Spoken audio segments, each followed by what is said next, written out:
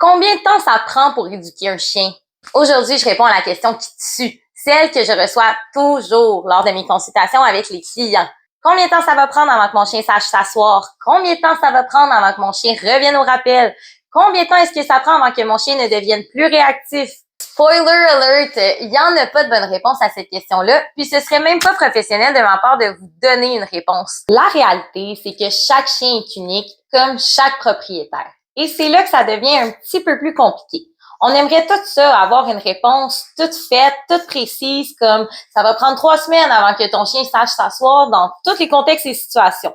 Mais malheureusement, c'est pas comme ça que ça marche parce qu'il y a plusieurs facteurs qui vont entrer en jeu quand on parle de l'apprentissage chez un chien. Notre facteur numéro 1, ça va être la capacité d'apprentissage de notre chien.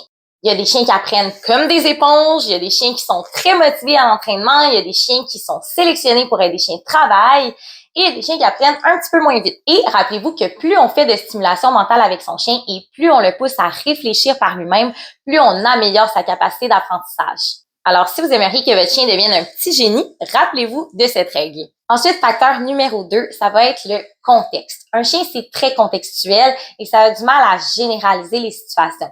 Ce qui veut dire qu'il doit apprendre un comportement dans plusieurs contextes, plusieurs environnements, plusieurs situations avec plusieurs personnes différentes avant d'être capable de généraliser un comportement et de dire qu'il est bien acquis. Donc, avant de penser que votre chien n'apprend pas ou qu'il est stupide, posez-vous la question, dans quel contexte est-ce que mon chien a appris cette commande-là et qu'est-ce qui diffère du contexte en ce moment? Qu'est-ce que je pourrais faire pour l'aider à mieux comprendre et à mieux apprendre. Facteur numéro 3, ensuite, il y a le temps que vous investissez en tant que propriétaire. On va pas se mentir, plus on pratique, plus on a de chances d'avancer vite.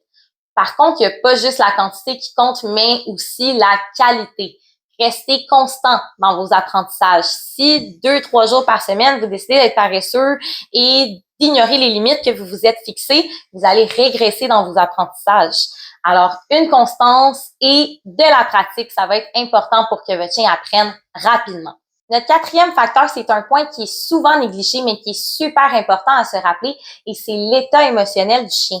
C'est sûr qu'un chien qui est confiant, qui se trouve dans un environnement qui est distrayant, va avoir plus de facilité à apprendre qu'un chien qui est hyper anxieux, qui est sur la défensive et qui craint pour sa vie.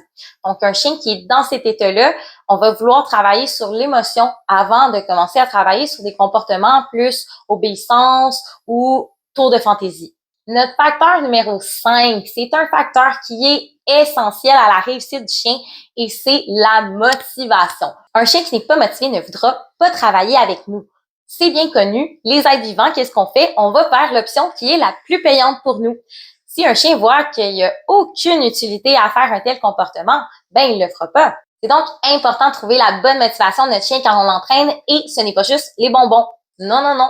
On peut parler aussi de permettre d'aller sentir des odeurs, de jouer avec son chien, lui permettre d'aller courir après les écureuils si on est dans un endroit sécuritaire, lui permettre de sortir dehors, lui permettre d'aller voir une certaine personne, lui permettre d'aller voir un autre chien. Tout ce que mon chien veut à un certain moment, c'est une motivation et ça ne sera pas toujours la même motivation selon le contexte. C'est pas parce que mon chien est gourmand en général que quand il se trouve devant les écureuils, sa motivation, c'est le petit bout de fromage que je lui tends. Donc, c'est important d'être à l'écoute de son chien et de comprendre c'est quoi ses motivations pour être capable de mieux travailler avec lui et mieux améliorer notre esprit d'équipe ensemble.